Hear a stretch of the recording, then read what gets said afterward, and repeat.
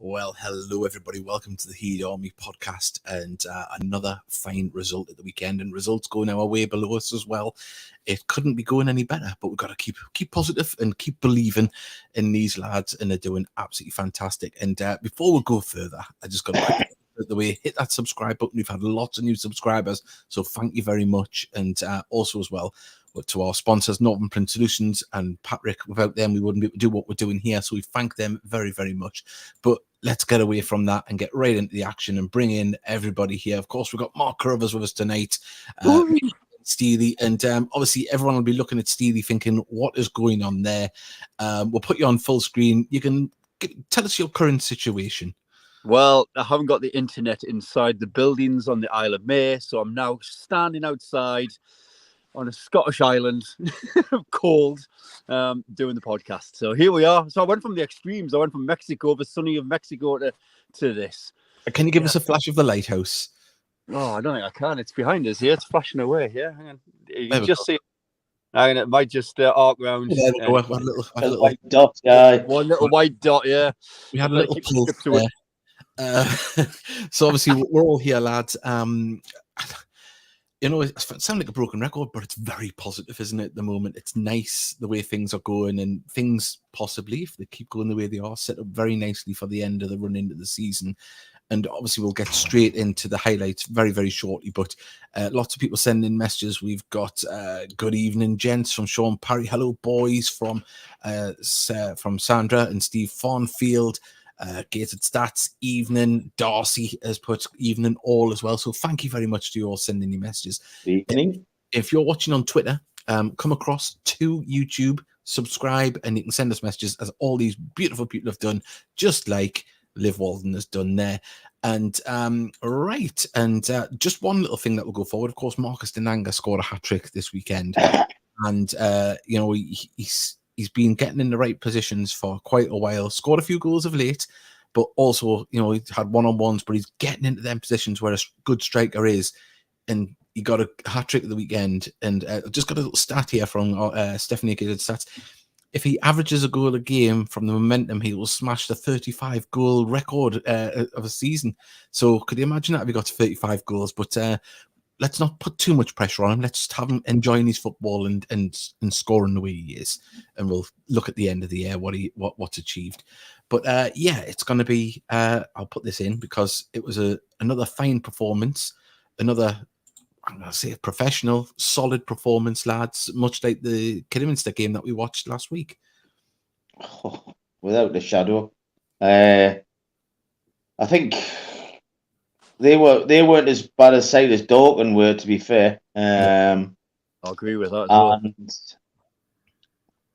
yeah, we're 1-0 up, but then they got the man sent off, and it killed the game. But were ruthless, and the hat-trick Dinanga scored what I would call a typical tap-in merchant's goal. I mean, Gary Lineker made a living of scoring goals like that. But you've got to be in the right place at the right time, haven't you? Yeah, it's. Like do. And I had said that last week, didn't I? I said he's still getting in the right positions, even though, you know, the one-on-ones weren't, you know, happening for him in that game. He is getting in the right positions. But kind of special mention for this man, Kane Adam. The way he is skinning defenders at the moment is absolutely beautiful. Yeah, but, I think from our position on that there for the, and I don't know what the referee, obviously he's got a different angle here. In commentary, it looked like that was a much firmer push on Dinanga when it happened, but obviously it looked a little bit soft in the but regardless, hands were on the back. But good penalty, by the way. Hano's good penalty taker. That's a good penalty, that. Yeah, as I said in commentary, I don't know how he got the power on it from such a like gentle run up, but look at that. It was the guy who shouted yes before it actually went in. That's right in the highlights. I didn't hear that. I heard it at the game as well. I'm thinking, wow, you're a bit premature here. maybe he just had a premonition that it was going in. Obviously, with Marcus is going to take the plaudits for scoring the hat trick, but I mean, I struggled for man of the match. I was talking to Regan Booty in commentary, and it was before he even scored the hat trick. said, obviously the striker always gets the headlines with the goals, but what team performance it was, and I thought it was about 6 or 7 that could have been up for man of the match. Well, me and Steely were talking, and I thought Jobe was exceptional. Superb, yeah. Louis Storey had another great game. Did I? Hunt played well. Like you say, it was a good team performance. Yeah. The two usual fielders, they played well, There's something I wanted to get onto, and I mentioned it to Mark before we come on, when he said he was going to come on. I want to talk about the back three in Storey, Jobe, and Grayson. And I'll make no secret of it. I mean, obviously, I'm a big Storey fan, but Grayson, to me, is just... Oh, yeah. Look at the passes, man. The simplicity in what he does is beautiful, and it just, doing the simple things right looks fantastic. And he's grown into the season, as his Hannant has, and a number of other players. But where do you put players that are coming back in defensive positions? Because I think I haven't seen the post-match interview with Magne, but he said that players aren't just going to walk in; they've got to earn the right for them shirts because players are playing fantastic. It's all a question of motivation, isn't it? You look at particularly when you go into such a busy end of the season with so much to play for, you want each and every player in that squad fully motivated and really battling for a place, because at the end of the day, that competition drives excellence out of players. So it's going to be really interesting to see. I mean, these aren't just any players coming back. These are players that you would arguably say, going back to the start of the season, are key players. Greg Ollie's, Richardson's, Robbie Tinklers, Regan Booty obviously coming back as well. So these are big players that would probably go down as, if you're going to list 5 of Gateshead's most important players, I dare say they would be in there. So there's some really difficult decisions coming up, but also decisions, and it's a total cliche that every manager loves to have. So all of a sudden the squad's going to go from thinking, wow, we can barely get an 11 out here, to there's some big players going to be left on the bench. And well, that's another thing, and it's a lovely finish. That I think it looked simpler than what it was in real time, but like you got in there over the keeper. No, to have it's going to be, dare I say, an embarrassment of riches on the bench when you have a full quarter back. If we can keep them all fit in suspensions, of course, nothing's a given.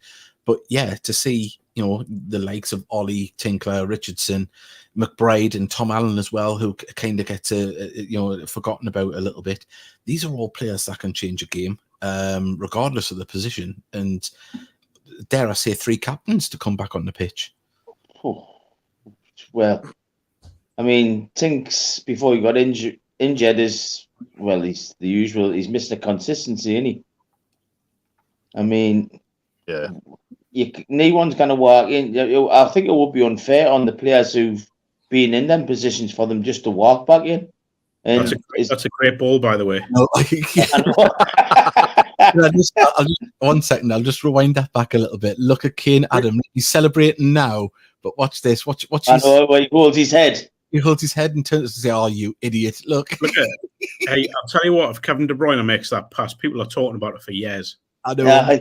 Kevin De Bruyne probably meant it. Kane didn't. Yeah. The celebration was as if to say, "Thank God that come to something." Bend over. Yes. Brilliant. Yeah, but I mean, as you say though, we've if you think just go back 6-7 weeks ago, sort of into mid-January, where we're talking about players leaving, we're talking about not having a team. We didn't have a starting 11. We were really worried, having some youngsters that are coming back from on loan, from Ashton and elsewhere, and now suddenly we've got this squad which we can compete in 2 different competitions, and I mean compete as well. So yeah, it's a real positive, isn't it? Yeah. I mean, we're coming up near the end of the month. Picking the player of the month is going to be a hard decision, because there's a fair few in there played really well. Jobe, Whelan, Hano. Oof. Jobe's destined for higher things, by the way. He's watch his career go. He is an absolutely superb player. It's a shame this didn't end in a goal here, because that pass through from Grayson was absolutely weighted beautifully. It just split the defence. Obviously, I've always wondered how. I've never seen the highlights. Yeah, let's be honest, he should have scored. I just bring it back for the pass through from here we are. Well done from Dinanga, holding it up, bringing him in. Yeah, it's a great run. Dinanga's got on his bike, which he needs to do a bit more. Yeah, but no, but mention Kane Adam there. Obviously, he got off with that one for the the bad cross, good cross that led to the goal, should I say? You know, I think he'll prove to be a very good signing. I think he just needs just a bit of bulking up, doesn't he? Just for full-time football. You can see he's growing into it, but I mean, how many times did he skin those defenders on the far side and just one touch and took them away and pulled it round? You know, that in itself is worth a fortune just to be able to do that, and but do it consistently is even better. So really excited to see what that young lad can carry on doing. There is a lot of excitement at the club about him, and a lot of optimism that he can go on and be a very big player over the next however long he's at the club. I think you look at the moment, there just needs to be a little bit of patience shown with him. He's still, as I think Steely said there, he's still sort of adjusting to football, so he will pick up little knocks, he will pick up little strains. But once he gets up to speed, and I mean fully up to speed, he's going to be some player, I think. Can I just point out a special mention to Louis' Storey there? Look, he's a central defender. He's pulling it back like Lampard there, running into the box and setting up Dinanga there for his hat-trick. Confidence is a massive thing, and we've obviously seen earlier in the season that Louis maybe didn't have the most of it, and obviously he's got a new lease of life now, but wow, we're seeing someone else thrive, and of course he's part of the coaching staff, and I think sometimes because of that, we kind of maybe look past it a little bit, but he's been pivotal at the moment. For me, he's been outstanding since Mike left, and actually since he got dropped. When they dropped him out to the team and he come back into the team, he's been outstanding ever since. Yeah. And I'm not just saying that. He's been, for me, he could have won Player of the Month last year. And last month, I mean, when they give it to Hano. Mm-hmm. Yeah. He's played that well. I honestly believe he's. You could have put him in the top 3 for the votes for the Player of the Year. Mm-hmm. He's come on leaps and bounds, hasn't he? Where you think where he's come from, the last 3 or 4 seasons, to the level he's stepped up at. Oh yeah, I mean the actual, the levels he's stepped up about. It goes, we heard about Macaulay Langstaff being talked about, but Louis done just the same, and it's just absolutely fantastic. But what I will say is, I mean, if anyone spoke to Louis one-on-one or seen him talk at a talk-in, Louis is what you get when you see him on the pitch, and what you see is what you get when you talk to him in person. Yeah. He's polite. He listens, and I think we've known that from Mike and Busted's era when Louis was involved with the coaching there as well. That's the club and culture they want to cultivate. And I had the pleasure of having Regan Booty with us. He was no mocker of us. Let's put it straight. But I had Regan Booty next to us, and you know where it is. The first thing he said we all buy into what it is.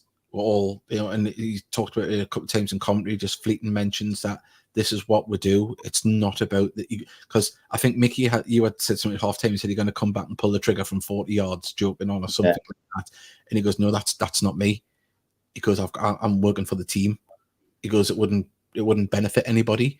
And I know Mickey was just joking, but he was like that was to the point, and it was like that's the ethos of this team. We work together, and it's magical at the minute. And as I said in commentary at the end, obviously we'll be back for the next game and putting the game on, but get to the game, see what's happening here, because it's quite special. And if you're, I'm gonna clip this and put it up, but if you're a Newcastle or Sunderland fan or just a floating Northeast fan, come along and see what's happening. It's not non-league football. It's not National League football.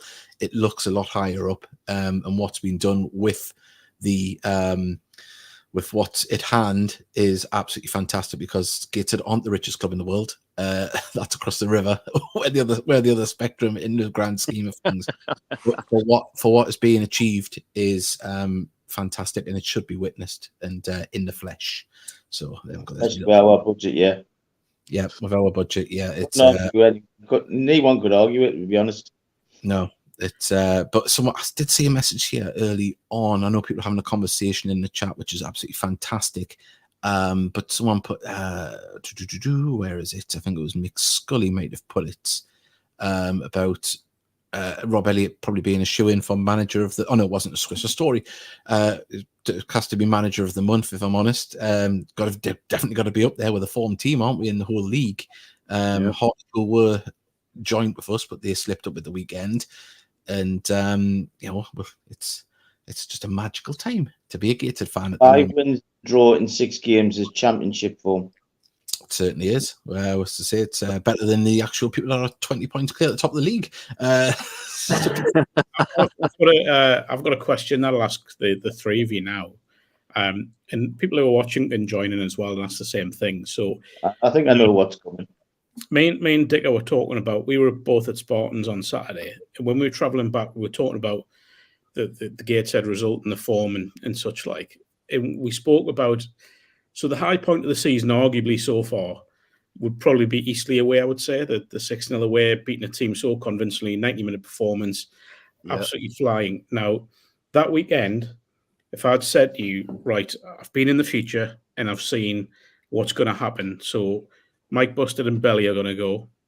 Greg Ollie's going to be out long-term. Kenton Richardson's going to be out long-term. Going to lose Robbie Tinkler long-term. Stephen Wern's going to be sold. Who was a keeper? Archie Mayer. He's going to be recalled. Karen Lofthouse is going to be recalled. Basically, Billy Chadwick's going as well. He's going to be sold by his parent club. There's going to be players brought back from loan. There's going to be. It's basically sounds like a doomsday scenario, doesn't it?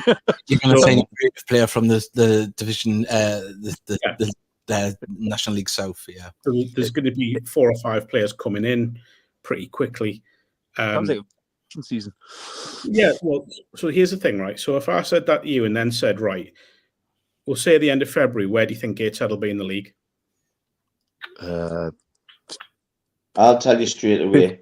I would have thought we would drop down and would be flirting with the relegation places. I won't lie.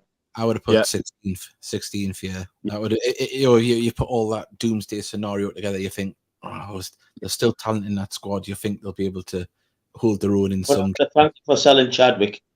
And I think with the I think we'll rise above that. I think with the points we had as well, I would about 15th, 16th. Yeah, if other people want to say what they would have said, but my point now is so for me, and I'm trying to take a step back here.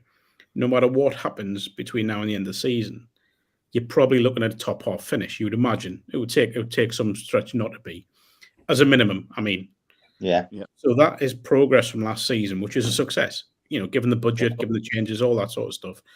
Now, if the best was to happen and they were to get in the playoffs and they were to get to Wembley again, surely it would go down as the best season in the club's history. This is a conversation me and Digger had. Like with the budget, with the changes, with the managerial loss and Rob coming in and doing so well, with Mags and Louis, with all these lads coming in that have taken time to settle, to be on the sort of run they're on, it's been a remarkable season. It can't be underplayed just how remarkable that achievement is. It's Royal Rovers stuff, isn't it? As I say, when you put it in brass tacks of saying, if you had said this was going to happen, and knocked out at the first round of the qualifying round, first round of the FA Cup, wasn't it? And you think, there's not much to look forward to, is there? When you put it like that, but maybe that's been the blessing in disguise. What? Sometimes you need a reset. FA Cup. I know that would generate a lot of money for the club if they had a good run. But sometimes the FA Cup run can divert your attentions away from the big picture. Yeah. And being knocked out the FA Cup means they've probably got to take the FA Trophy a bit more serious as well. Well, obviously we'll get into that in the coming weeks, the FA Trophy. But, I mean, if you had turned around and after Mark give you that doomsday scenario and said, but you'd be sitting 5th in the league, games in hand on everyone behind you and in front of you, and you're in the quarterfinals at home against the lower ranked side of the FA Trophy, you'd go, no, Surely, I would have thought we'll be flirt with relegation. The season will basically be the opposite of what happened last season, where we started slow and got flying up there into the top half of the table. I mean, dare I say that the last 12 months of, if you take out the Ryan Reynolds effect and Macaulay Langstaff at Notts County, you've got to say that the team on everyone's lips was Gateshead for the last 12 months, maybe 18 months, for what we've done like throughout the beginning of this season and last season. It's been quite phenomenal, hasn't it? And the players that have come through the ranks and where they've went on to as well. Gateshead Stats is listening. Take from January 1st, the points total from January the 1st last year to now. That's basically just over a calendar year. Yeah. Be interested to see how many points we've actually got. Oh, she'll be straight on that. Don't you worry. We've got I feared mid-table and fade out. So the season would fade out mid-table. Steen Farnfield has actually been quite positive here. I never expected us to be relegated after Mike and Co left. I think he's put too much sugar in his tea. It's not the question, not the answer I was expecting. Johnny Gray has put optimistic mid-table. Mid-table at best. And we've got here as well. What Rob has done, considering it's his first managerial role, is simply astonishing. It is. And add into the fact because Louis have been outstanding. You've got to see that's how you can see it. It's only Kevin Mayer who's probably done a better job. He took the words out of my mouth because I think it is very similar to the Mike and Busted and Belly. It's a team effort. They all work into it and put into it, and they've obviously got the same ethos right between them all. And I think you see that with the interviews as well. They're all, as I mentioned before, they've all got the same mindset, as have the team, which is lovely to see. I'm just, if I haven't read any messages here, I've missed them. I'm just going through. But remember sending your messages. Got one here from Paul Hodgson. He's put, the football is fantastic at the minute, and it has been for a while now. The lads are a credit to themselves and the coach and staff, and an effort all round deserves a lot of praise. It really does. Over the years, I've had players on commentary and stuff. I'll not name any, but some you can tell aren't as invested in what's going on. Dave. Name them. Name them. No, I'm not naming them. And I need to say that them players aren't at the club anymore, and it's just one of them things. But it's what you put in is what you'll get out of it, and I think that's what's shown by the coaching staff, and it's shown to the players to say, well, look what XYZ's done while here. Look where they are now, and you've got to do the same. And it just seems to be everyone is buying into that, and the fans, I think, have bought into it now, because there was some teething trouble. There was the odd groan in the stand sometimes when we'd build up from the back, and now it's become the Gateshead way, and everyone's kind of on board with it. I know you still hear someone shout, "Kick it long," and from the back of the stand. But it's paying dividends, isn't it? What's been put in place, and if it can stay there for another couple of seasons, it can only strengthen the club's future. I think since Rob's come in, he doesn't mind it. If we're in trouble, get it away. Yeah. Whereas Mike and Busted were pass. Yeah.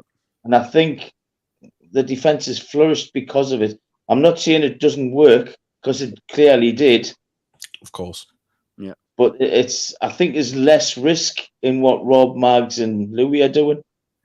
So to just answer Mark's question, is it our greatest ever season? Or would it be? Would it be? I mean, when you think when got Wembley, without a shadow of a doubt. Because when we finished third, we had a big budget. When we finished just behind Cambridge, in fact, lost to them in the final. We had a big budget, and it was all settled for that season. But it wasn't like this. It was almost like I said to you, Mickey, on Saturday. I said the team now. If you look at the team we played on, our starting 11 on the first day of the season compared to now, it's completely different. As obviously Mark, you alluded to. So it's remarkable, really. When we lost. When we lost at York, it just felt like the end of the season. It just felt, this is awful. We're just gonna just pit her out. But yeah, positives. There certainly is. There's lots of positives. Also, as well, we're going to be talking about, as I say, going forward, we've got Woking game away tomorrow, another big game, 2 big away games this week, away to Boreham Wood as well. We're starting to pick up a few points now. Some people tipping them on social media for dark horses to getting towards the playoffs. I think that may be a little bit a step too far for them. But well, you've got that Tushy Banga, you've got every chance. Yeah, he's a good goal scorer. I'll give you a little flash of this, though. Whoa, nothing bad. It's the prediction league that Johnny Gray has been putting together. And look at that, he's top of it and all. But there's quite a few people got the 4-0 on Saturday. So well done, all of you. And if you want to take part... Read again. Yeah. If you haven't got your predictions in for tomorrow, send them in and Johnny will get them as well and add them to the graph if you're not already in. And I think Mark might. Are you gonna put your pen in there, Mark, and see if you can climb up the table? I'm not even on the table. I know. That's what you have to. Yeah. I think 2-1 Gateshead. 2-1 Gateshead. Well, we'll get into a little bit of that later on. Still going through messages. We've got. Rob Elliott has been a breath of fresh air, newer ideas to take the team forward. Yeah, it's kept it very much the same, but there's definitely differences there. The same ethos is there, but it's just in a different way. And every manager wants to imprint their own style on it, don't they? So it's good. Good to see good to see attendance is improving too. The lads deserve a bit of support. Fantastic, good atmosphere on Saturday as well. The clothesline did us proud at the back of the stand. There was lots of noise. And that Tyne Weir stand was rammed, wasn't it? It felt like there was more there.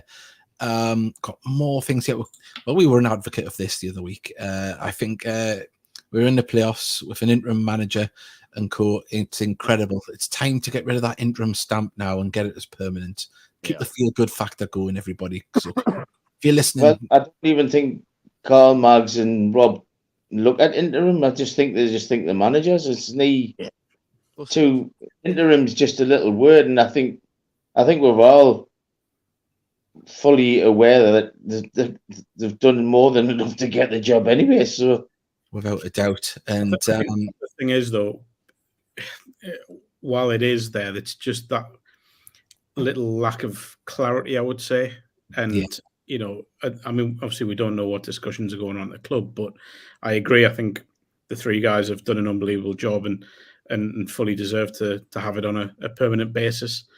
More so just to start planning for next season. And you know, it's not going to be a deal until the end of the season if it does become a permanent thing, to be honest. So they're going to need to start planning for next season. The difficulty then is, what are they planning for? Because, you know, if it is a playoff push, then they have to make 2 sort of sets of plans. You plan for staying down in the National League, or you plan for, you know, the dream scenario of being in the Football League.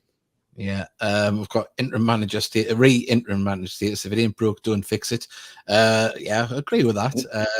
I suppose, you know, once we've got the 2 Wembley trips out the way with 2 wins, we'll announce it then as background noise. I tell you what, if he gets promoted to the playoffs and wins the trophy, I think there'd be a statue of them, 3 of them in the middle of Gateshead High Street.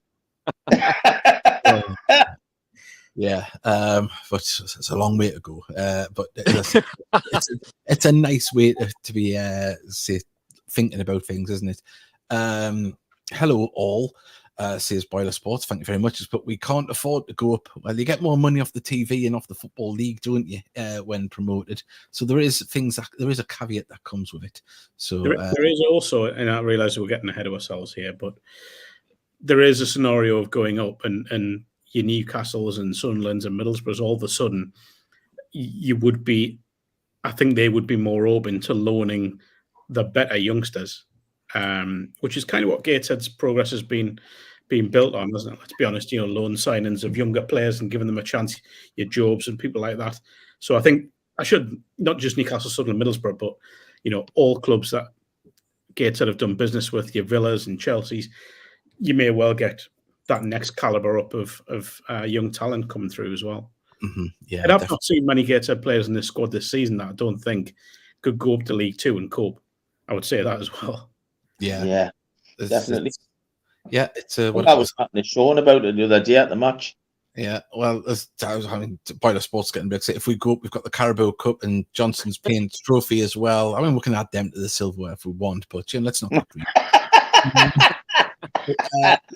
Just say we've got lots of people joining us here. We'd like you to get involved as well. Send in your messages, anything you want to talk about as well, or ask Mark.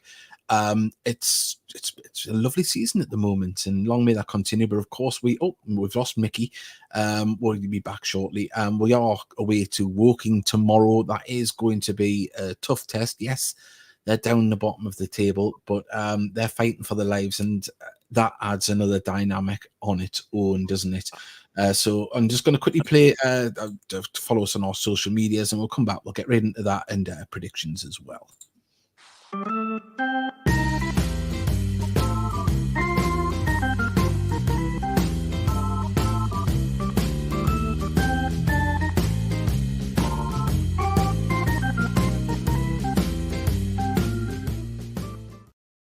And before we go any further, can we give Steely some love in the chat? He's sitting outside, everybody, to be on the tonight in the middle of the North Sea. He's sitting there. It's that's some effort. Dog, my lovely house is just here, but I can't go inside. Look, there it is. There. Oh. Yeah, there's no Wi-Fi inside. I've got no problem saying what I said off air here. I've got no sympathy because I'm at concert tomorrow night for work. So. I'm not. No, I'm not on that. From puffins, penguins, pelicans to pneumonia. Let's go. There you go. Anyway, I'm the one who's got the dodgy internet. Where's Mickey? I don't know. But he hasn't charged his phone. Is it the Antarctic? Yeah, that's what he is. He's wrapped up like a polar bear. Yeah, and look there, look at that. You're a legend, Steely. And what a hero, Steely. Look at that. Didn't go overboard. He's just sitting in the cold. Yeah.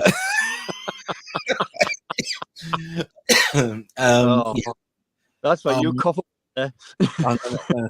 Cough on. Anyway, Mark can give us updates because I've got no internet. So what's any football updates tonight? Is any National League games or anything tonight? No, but Maidstone are currently 3-0 down at Coventry in the FA Cup. Ellis Sims, former Sunderland loan player, has got a 35-minute hat-trick, I think it was. Oh, wow. Yeah. Well, looking forward to tomorrow. It isn't a full quarter of fixtures in the National League. It's all the games that people have got to catch up on, the games in hand of you with obviously waterlogged pitches and the likes. Barnet Chesterfield is a big one. For us, you want Chesterfield to win that one, of course. Try and keep us in the hunt for the top three. Eastleigh Oldham. Eastleigh are hitting a reign of form at the moment, and Oldham, they're very in and out, but that's another one that concerns Gateshead. So there is new manager at Eastleigh as well.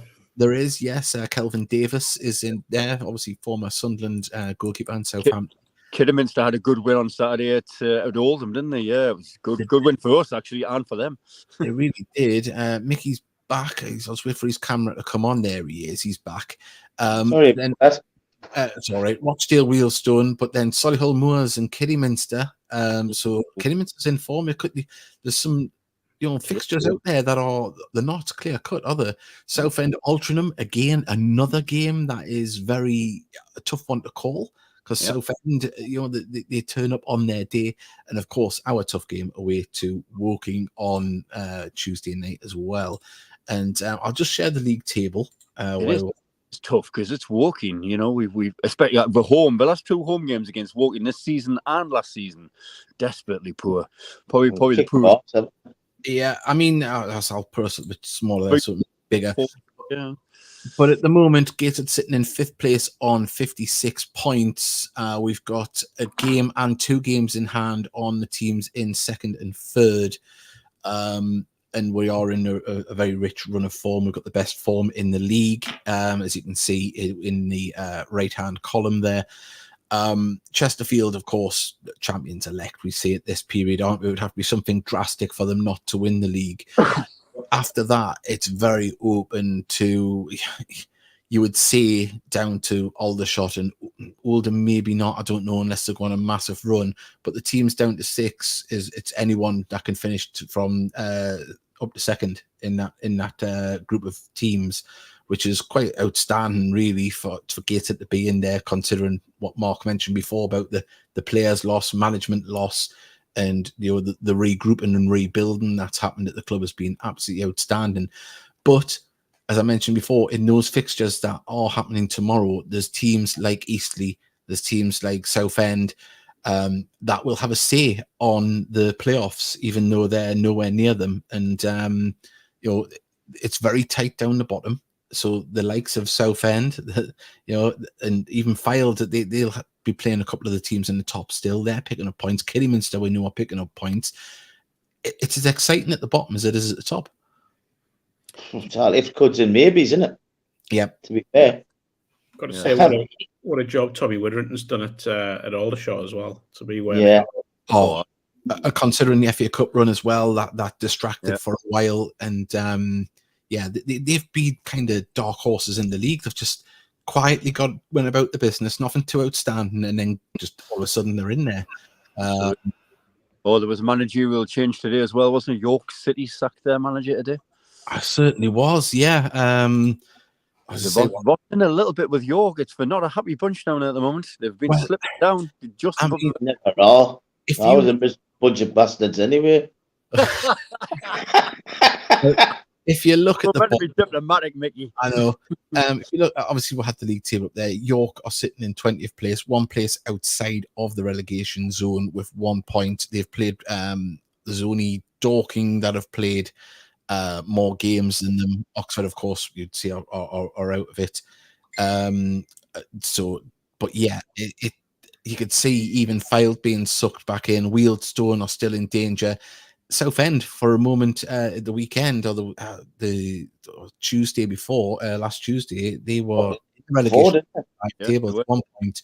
So anything can happen at the bottom as it can at the top. And I think there's only Maidstone and Dagenham and Redbridge that kind of you would say are safe. Although I haven't said that, they're not. They're only 4 points clear. Wow, that's up to 40. Well, Maidstone, considering in the league below, I'm surprised they're as high up. Maidenhead, sorry. Sorry, you know what it is? I mean, having a proper study of the table there, even Eastleigh in 11th are only 5 points clear of, is it 5 or 7? 7 points clear of the relegation zone. So anyone goes on a bad run for 3 games, they could find themselves sucked right into it, couldn't they? Which again is why Gateshead have such a good season, because the league is so unpredictable and such a challenge. I mean, we've seen results throughout the season where teams that you would expect, or teams that are struggling, have gone to teams in the top 6 or 7 and got wins. Woke by Steely. Yeah, it's so right. Let's have a little look about. Got messages coming in thick and fast. I can't. Oh, 1 second. I clicked on that one quite already. There was another one coming as I clicked on it. Can't remember the last time we beat Woking. I know we beat them 2-0 at the Gateshead National Stadium on the 13th of April 1996. I went straight from the wedding. Yeah, it's going to be a tough one. It is going to be a tough game. I mean, they're fighting for their lives. Their form is 1 win in the last 5, 2 draws and 2 losses. So it's not great. Their goal difference is -10. And it's in a little bit for them, isn't it? It is. On paper, you look at it and go, yeah, Gateshead should go there and win, but games aren't won on paper. And expect Woking to be where they're in that position. I mean, was it last 3 seasons to be in the playoffs? Yeah, I know that they're probably the shock team of the year. I did not expect them to be where they are. No, I agree with that, actually. Yeah, I thought Woking would have been up there as well. And it's such a strange, it just shows you, doesn't it, how quick things can change in football. And we have a team just drop out of it like that. But yeah, it's a magnificent league this year. And it's certainly more interesting than what it was last year. I know there was a lot of media attention last year because of obviously the Hollywood aspect. But I think it's a more entertaining this league this year. I tell you, if it wasn't for Chesterfield, it's a shame they were kicking around as strong, because if it wasn't for them, wow, what a division it would be. Oh, yeah, I think everyone fancied them though, didn't they, beforehand? Yeah, definitely got to say that. But if you want to get your predictions in for the weekend, for tomorrow and the weekend, ones in for Woking were done last week, didn't we? Sorry?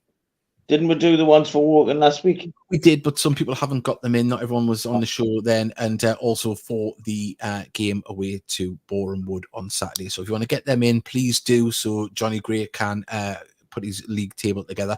But this, before we get Ross Black coming to join us shortly, I'll get up the league table as it is. Of course, he's only just started it, and we're thanking him very much, because he's doing a lot of work to put this all together.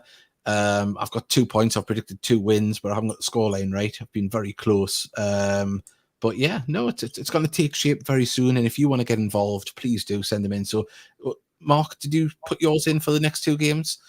Just one of them. I said 2-1 for tomorrow night to Gateshead, and I'll go 1-1 at Boreham Wood. 1-1 at Boreham Wood. Mickey, what's yours for Boreham Wood? Boreham Wood, I'm going to go for a same scoreline as last season, 2-0. Gateshead. 2-0. Steely? Yeah, I was going for 1-1. Yeah, I was going for a draw. Going for a draw. I'm going to go for a 1-0 to Gateshead at Boreham Wood. So we'll see what comes. Flat and foul out. Does everyone else get yours in now? That's what we want. Mr. Luke has went 2-2 for Boreham Wood on Saturday. Though they're flying in here. We got 2-1 to Woking, 2-2 against Boreham Wood, 5-0 to Gateshead. Sean, right? I don't know if that's for Saturday. I presume it is. He's getting excited, isn't he? We've got that one. I think I might have already put that one there. 2-1 Woking, 2-1 Boreham Wood game, 1-1 Saturday, 2-1 says Jack Johnson. We've got Sean Parry 3-1 and 2-2 for the next 2 games. 2-1 at Boreham Wood says Johnny Gray.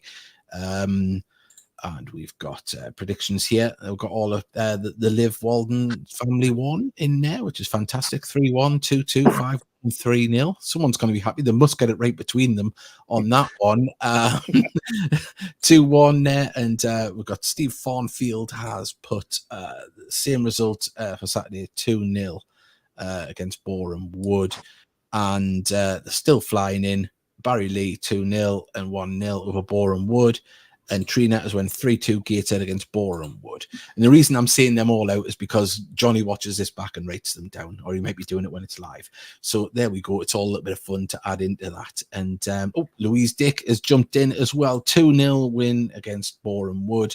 And Taylor Howie as well has joined in with 3-2 as well. Gateshead win, Boreham Wood. This should be pretty good. We've got, is there a prize for the winner come the end of the season? We'll ask our friends at Patrick. I'm sure they'll help us out. And you get a night in a London hotel with Dave. Yeah. after a diet of onions and mushy peas for a week.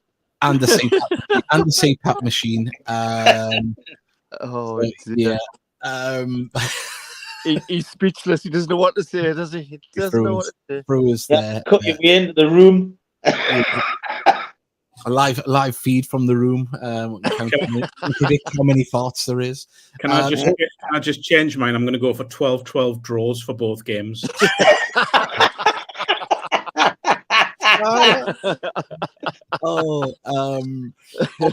See, this is just before we go any further. This did make us laugh, and I was a bit knocked in commentary because I couldn't say what it was. The fourth official on Saturday, it was possibly the worst I've ever seen, if that's possible. That was hilarious. Now, bear in mind, of course, the Tiny Away stand is the predominant stand on a match day for all the fans to be in, because the other ones, if it's a small away following, are not in use. So the fourth official put up the board for anyone that wasn't there and proceeded to show the 3 empty stands how much time had been added on in the first half and at the end, and not anyone behind. So even poor Ken knew. No one knew. Yeah, it was hilarious. And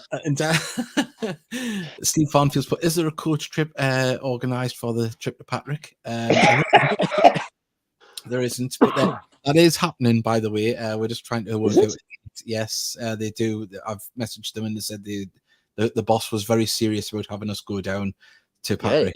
So we've just got to stop Mickey from trying to go in with an empty bag and coming out with a full bag. I've got a big folder that's the size of a table. That's what I'm bringing. I thought it might have been. We've got a couple more predictions to put in there as well. Patrick Storey says his brother says 2-0. So put the Storey brother for the game in that one. Mr. Luke, you were sat just 2 seats long for me, and I could hear you and Nathan screaming at him. So yeah, well, Matt wasn't me; it'd be someone else that's screaming. But yeah, right. We have our guest here, and we've got some positive things to talk about regarding the ladies. And the young ladies as well. So we're going to bring in Ross now. Hello, how are you doing, Ross? Hello, lads. Are you doing? You all right? Congratulations, bud. Yeah, well done. Yes. Yeah, well, I'll put up the photo just to show anybody. Say Ross was fantastic in getting this with us as well. There we go. The league champions for Gateshead FC Academy and the under 15-16 girls, Durham Sunday League. Fantastic stuff. Well done. Aye, it's been really good. It's been like a three-year project since we moved over to Gateshead. We've had players come and go along the way who've all been brilliant.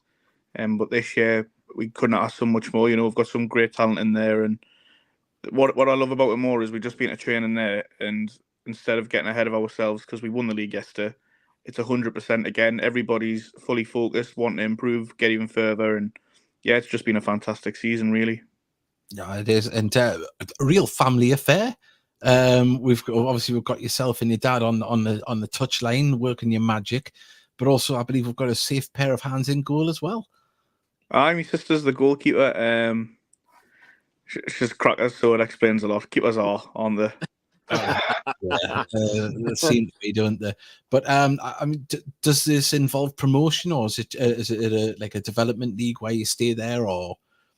It's just a one-off league. It's funny how we come about it. So Sundays are actually quite hard to get girls football on, which is quite it is quite a shame. But so what we did was my dad was involved quite heavily and pushing to the FA to get 15-16 Sunday League. So we have teams that have under 15s and under 16s players to merge, just to continue the pathway and development for not only ourselves but South Shields, Liam Rangers, Newton Aycliffe, Consett, you know, all the teams in the Durham FA area. And thankfully we were part of the pilot to get this league on this season, and it's been a real success. I'm not just saying that because we won the league, but we've played some really good teams and some really, really good clubs, you know, who are getting involved. But yeah, it was a real effort by my dad and the FA to get it on. So that was a really, really good and a relief, really, that we hadn't just wasted 2 seasons. And it's for the girls as well. All they want to be doing is playing football. Well, I said after yesterday that trophies and winning leagues is a bonus. The enjoyment and development of the players is all that matters. I mean, of course, in the North East, I know you've got a Sunderland affiliation with you're a Sunderland fan as well. But what we're seeing, especially on Tyneside as well, is there a correspondence with what's happening with Newcastle United ladies, with the attention they're getting? Is it starting to filter through to the younger girls that want to play? I hope so. I know a few of our lasses went after we won the league straight over at St James's Park yesterday. But I think the main ones are the Lionesses, aren't they? The absolute trailblazers. Everybody wants to play for England ladies team, and it's what's great as well. It's representation. That's the main thing. You see it on the telly. Let's be honest, winning the Euros, they're all huge names now, the household names, and everybody knows who they are. And it's having that out there to show that they can be done. And we're very lucky with my dad and Paul, who have great coaches. So the girls are getting good coaching. I think in the past, a lot of the older ladies now who play will say that they wish they had the opportunities and coaching that the girls are getting now. And like I say, it's not just Gateshead, around the whole of the North East. We've got some brilliant coaches out there, and it was just brilliant for the girls to validation really for what we've been doing and what we've been implementing over the last 2 and 3 seasons. To implement it and see it a bit like it comes from the first team ladies as well, you know, all the way down. And it's just brilliant that all the players managed to get that day in the sun, really. And now we want more. Yeah, definitely. And I would say you've been called a lot of things over the years, Ross, but have you ever been called Powell? No, that's a new one. I know there's been progression from the under-16s into the first team for the ladies already, which is absolutely fantastic. You know, it's bearing fruit already. But we've got a question about further down the line for the pipeline. What's the pipeline for getting into the under-16s, asking for an under-10s player? Yeah, I think definitely what we want to see is more youth ladies teams at Gateshead. It's just about being able to get the coaching in, get the teams in. But I think next season that's something we'll definitely look to progress. And we've been quite lucky, like you say, we've been there for the last 2-3 seasons. But yeah, it's all about getting at it. Is finding the coaching as well, because it is for us as coaches as well. It was really good yesterday because we've put a lot of hours in on the training ground, the training pitch, sorry, and we've been putting all these ideas in and basically putting the knowledge into the players, because once they go over that white line, there's nothing we can do. It's all up to the players, but we can just give them that knowledge and give them that information. And but the talent they've got is outstanding, and yeah, there's just some of the, like you say, everybody's contributed this season. We've got a big squad. We've had a lot of injuries, but everybody, the attitude's exemplary, and every time if they haven't been starting a game, when they've been ready to come on, they've been putting 100% in. If players have been injured, we've had players going in different positions to cover them, and it's just been fantastic all season. It's just phenomenal, isn't it? It's nice to see. It was an absolute pleasure watching them yesterday. It's the first time I'd heard all the hype, so to speak, about what a clutch of players the under-16s are. And it was the first chance I got to see them, and I felt a bit of a glory hunt again when I had the chance to win the league, to be fair. But it was an absolute pleasure watching them, and there's some really good players there. I mean, I was speaking to Ross today. Chloe, who come on as a sub, completely changed it, and you could see the lasses were really nervous about actually having to win the title that day. But the second half, they were absolutely phenomenal. And I kind of praise is high enough because you've got a few of the lasses have progressed into the first team of the lasses, and they're really, not only are they good footballers, they're nice people as well. That's it as well. That's one of the main things, is we've got a good group of characters, because you can have all the talent in the world, really, but if you're not a good person, then you're a disruption to me in the whole group. And everybody's bought into what we're doing. We play a certain style of way. It's we take risks at the back. We lose a few goals, but that's on us as coaches, because we know further down the line they'll be better for playing this way and implementing that style and the technical ability that we're trying to get into them, and the tactical side of it. We've took all the goals that we conceded on us as coaches, because we want us to play this way. It could be we could easily hoof it over the top for 80 minutes and hope for the best, but it's all about the personal development. And then when they are going into the senior setup at Gateshead or anywhere else in the Northeast, then they're ready, and as individuals, they're better players. Yeah, we've got lots of people coming in. They're putting half-time talk from Ross. We've got to get you into the first one, saying for the playoffs as well. Get you in charge for the playoffs. But no, it's lovely, and I'm guessing it's kind of taken when you said about the players as a person. Is that taking an ethos from the club's stance as well? Because that seems to be very much what's happening with the first team at Gateshead and the man's team. We were talking about before about the caliber of people that are being brought in. Yeah, definitely. It's like you say, if they've got to buy into what we're doing. If they're not buying in and not listening to what we're doing, then they're just wasting the time. And that's one thing about all the girls; they're 100% buy in. I've got to mention that Paul mentioned the half-time team talk. So Paul, who commented in there, he's one of the coaches. He does brilliant on the grass. Some of the fantastic sessions for the girls, and for the half-time team talk, we didn't really do a team talk because we knew that the girls knew what was needed and what had gone wrong. Basically, a lot of nerves, going back to our old ways, where we're not doing what we've been doing all season. And what we did was we said a few things, but then we left them to do their own team talk. Yeah. And that just shows the growth that and the leadership that we have within the team, that everyone was confident enough and comfortable enough to say what they believed in. And then within 30 seconds, we were level.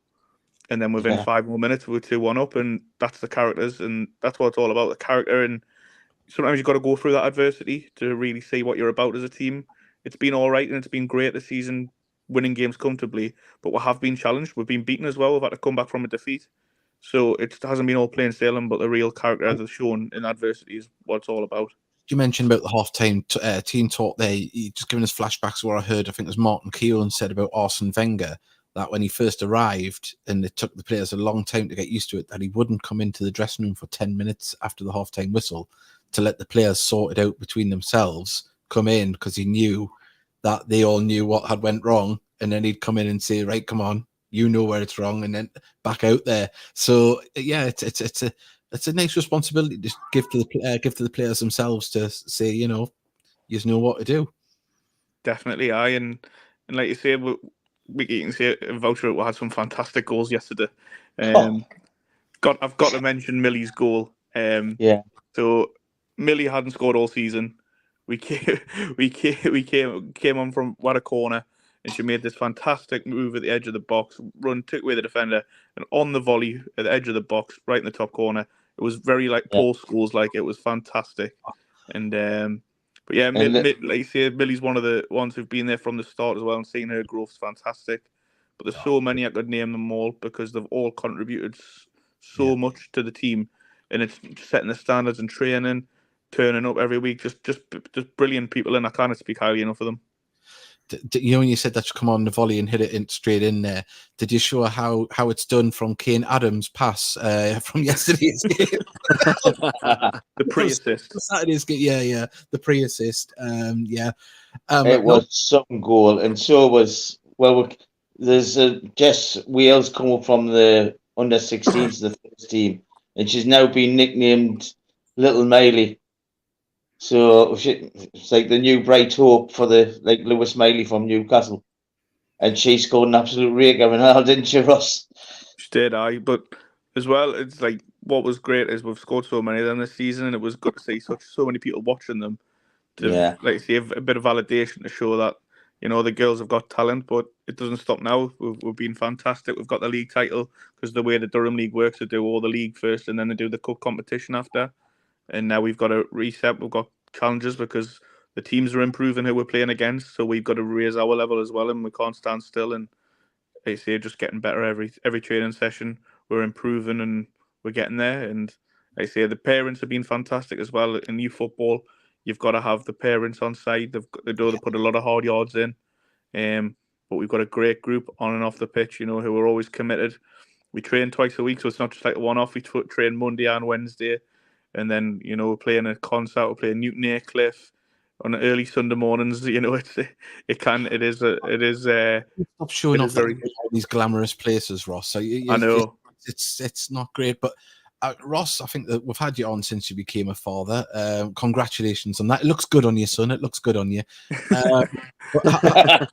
Have you sized the young'un up for our first pair of football boots yet? She hates anything on her feet, so I think that's telling me just to not bother, you know. Socks didn't stay on, so getting a pair of shoes on, I've got no chance, have I? Yeah, it'll come. While we've got you on, of course, a big Gateshead fan as well. You must be loving it like we are at the moment. What's happening for the Heed? Brilliant, isn't it? I think in January everybody was a bit worried, naturally, and then to just go from that, you know, it's. I think what it shows as well is that Mike and Busted did a lot of groundwork that left us in a brilliant place, and that shouldn't be forgotten because they changed the culture of the whole club from top to bottom. Yeah. And then what I think's been really good is Rob, Carl, and Louis have put their own stamp on it. They've modified things ever so slightly, so it's been brilliant. And I think to me the pressure's off. We're not meant to be where we are, if we're being honest. Yeah. And anything, I think, let's be honest, nobody would have us. When you look at the teams we're competing against, the budgets we're up against, nobody would have us there. But now we are there. Let's stay positive. You know what I mean? Let's have a go because with the players we've got coming back in the squad, we've got nothing to fear. Yeah, definitely. And sorry, I've seen a message before from Colin Scott, and this is probably one of the best messages we've ever had. Alison, where's Davy Steele? Me, in all seriousness, top right.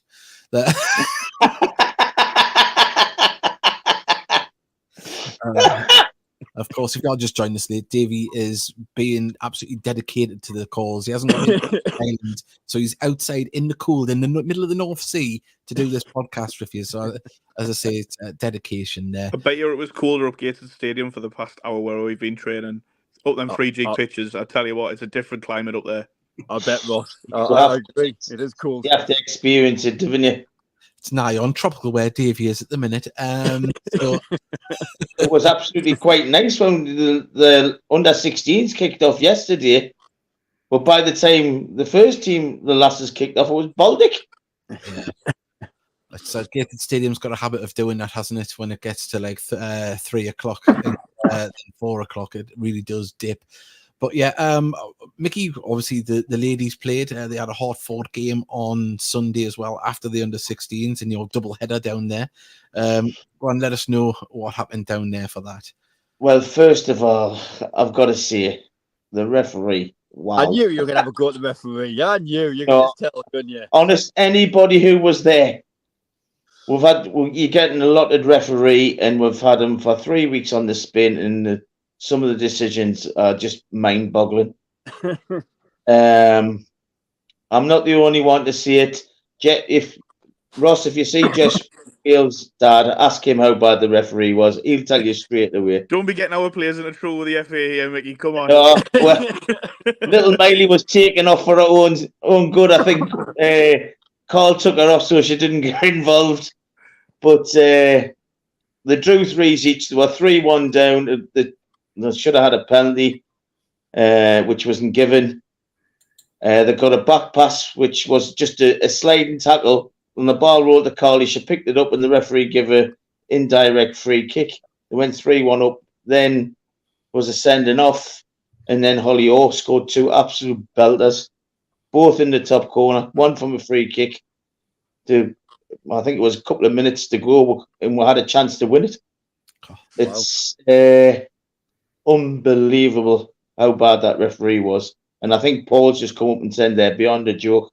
I think you've got a fetish for referees, and I think if you take that top off, you've got an old school, like 1995 referees top underneath skin tight.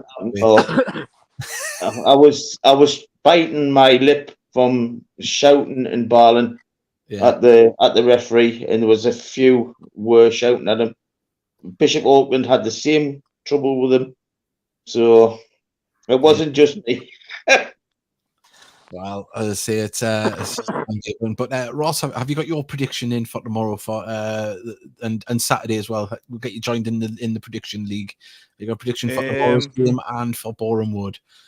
Woking. I've been to Woking like 3 times, but I've lost every time. So you'll be glad to know I'm not going. But they are struggling at home, and I fancy us to win 3-1. I think 3-1. Boreham Wood had a really good result on Saturday.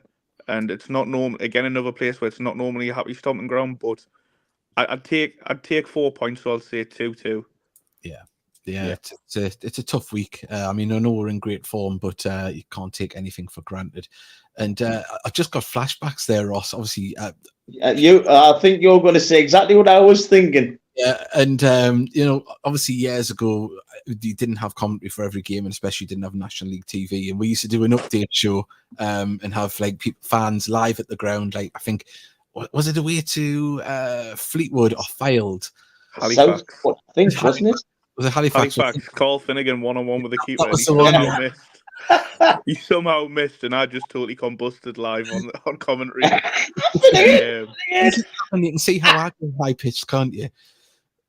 Yeah, it was them were the days, weren't they? But you look at as well how more advanced the National League is now. We couldn't even get like anything now. And how good is it that tomorrow night I can put the telly on and watch it? Like it is really good because you can have that accessibility now. And I think as well, everybody says that the crowds are getting up in places, but even just the visibility is massive. Yeah. It's fantastic. Even the Conference North are getting the games on as well now, aren't they?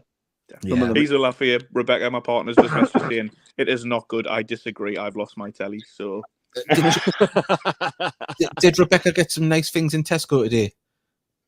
I think she did. Yeah, she's just her face has just went out there. She was like, I was going to say hello, but I don't think she should recognise us. I seen her. She was looking at the mints when I passed her. So there we go. Bolognese in the Ross house tonight. Sounds like Dave was hiding behind the Easter eggs here, mind. Oh, well. She said that's why there was none left. Yeah, giving us cheeky. Right. Well, on that note, everybody, we've passed an hour. It's flew by. It's been a very positive one as ever. And got to say, like, the next home game, please do get down, support the lads, give them all the support and the praise that they deserve. They're giving everything for us at the moment, and it could be very, very special. This the end of this season. Regardless, it's been amazing.